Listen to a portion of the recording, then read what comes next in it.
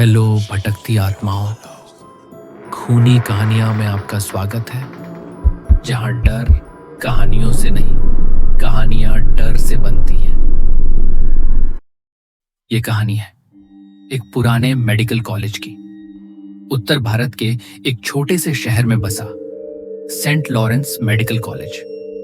College जितना मशहूर था अपनी पढ़ाई के लिए, उतना ही बदनाम था अपने बॉयज हॉस्टल के ब्लॉक सी के लिए। ब्लॉक सी जहां सालों से अजीब घटनाएं होती आई थी। कभी किसी कमरे से रात को हड्डियां चटकने की आवाज आती, तो कभी कोई अकेला छात्र बड़बड़ाता दिखता, जैसे कोई उसे देख रहा हो। और फिर एक दिन वहां आया एक नया छात्र, राघव। राघव को एमबीबीएस में लेट एडमिशन मिला था। जब तक वो हॉस्टल पहुंचा, सारे अच्छे कमरे भर चुके थे। वार्डन ने लंबी सांस लेकर कहा, एक ही कमरा बचा है, लेकिन ब्लॉक सी में है। राघव ने बिना सोचे हामी भर दी। उसे नहीं पता था वो किस ओर बढ़ रहा है। कमरा नंबर था C213। कमरे में घुसते ही राघव को एक अजीब बात महसूस हुई। कमरा साफ सुथरा था, लेकिन दीवारों पर नमी और सीलन की गंध बसी हुई थी। उसकी स्टडी टेबल के ठीक ऊपर एक लॉक किया हुआ कांच का शेल्फ था और उसमें रखी थी एक पुरानी दरारों से भरी इंसानी खोपड़ी। उस पर लाल रंग से कुछ अजीब निशान बने हुए थे, जैसे किसी ने हाथ से कोई चिन्ह खींचा हो। राघव ने सोचा, शायद एनाटॉमी लैब से आई होगी। लेकिन हर रात वो खोपड़ी थोड़ा थोड़ा घूम जाती थी, उसकी खोखली आंखों से जैसे कोई देख रहा हो हर पल। एक रात राघव को लगा खोपड़ी की आंखों से एक हल्की लाल रोशनी चमकी। उसने पलट कर देखा तो खिड़की अपने आप खुल गई थी। राघव की नींदें टूटने लगीं। हर रात उसे बुरे सपने आते, जैसे वो किसी पुराने ऑपरेशन थिएटर में हो, जहां दीवारों पर खून फैला हो और सफेद कोट पहने स्टूडेंट्स कुछ अजीब भाषा में मंत्र पढ़ रहे हो। उसके कानों में एक वाक्य बार बार गूंजता, ऑसप्स रेडे विटम। राघव ने अगली सुबह गूगल किया। उसका मतलब था हड्डियों में जीवन लौट आओ। उसी दिन उसे एक सीनियर ने बताया, C213 पहले जूनियर लैब हुआ करता था। 1994 में वहीं एक छात्र की डिसेक्टिंग टेबल पर मौत हो गई थी। उसकी बॉडी तो कभी नहीं मिली, पर उसकी खोपड़ी वहीं पड़ी मिली थी। कहते हैं वो खोपड़ी अब जिंदा हो गई है। अब C213 में सब कुछ अजीब हो गया था। वॉशरूम के नल से लाल रंग का पानी गिरने लगा। कमरे की दीवारों से किसी के खुरचने की आवाजें आने लगी। राघव ने अपने दोस्त सार्थक को एक रात साथ रुकने के लिए बुलाया। सार्थक आया भी, पर अगली सुबह गायब था। हॉस्टल के रजिस्टर में उसका कोई नाम नहीं था। सीसीटीवी में उसकी कोई एंट्री नहीं थी।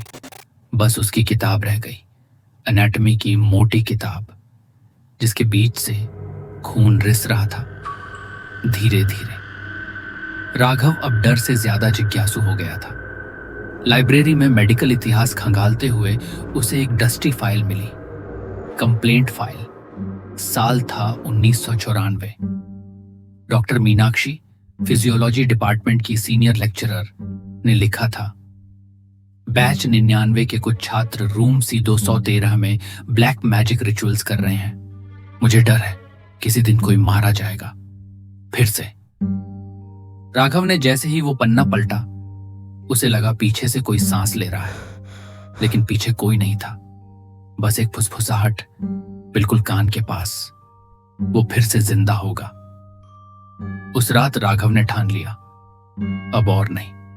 उसने स्टील की रॉड उठाई और उस कांच के शेल्फ पर वार किया।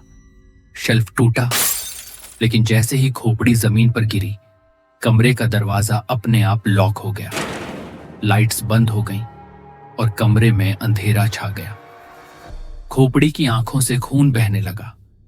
पंखा अपने आप तेजी से घूमने लगा और बेड हवा में उठने लगा।